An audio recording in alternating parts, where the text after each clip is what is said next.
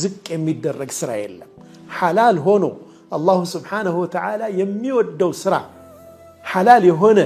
ስራ እስከሆነ ድረስና ከሰው እጅ እንዳንወድቅ የሚያደርገን እስከሆነ ድረስ ስራ ሁሉ ክቡር ነው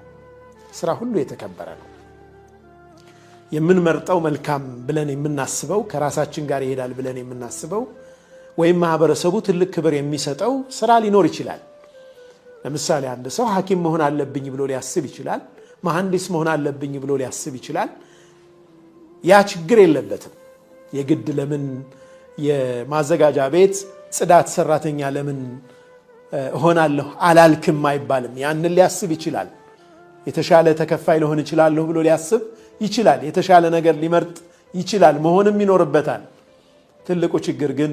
እዛ ቦታ ላይ ከደረሰ በኋላ ጽዳት ሰራተኛን መናቅ ከጀመረ ግን ያ ነው ትልቁ ችግር ጽዳት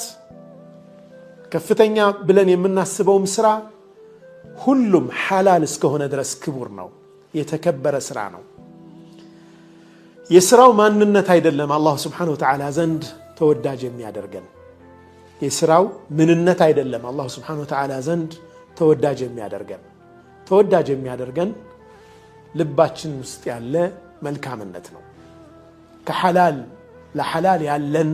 መልካምነት ነው ከሐራም ያለን ሽሽት ነው ያገኘነው መልካም ነገር ለመልካም ነገር ማውጣት መቻላችን ነው ሙያ አልባ መሆን በእስልምና ፈጽሞ የተወደደ አይደለም የሆነ አይነት ስራ ኢትቃን የምናደርገው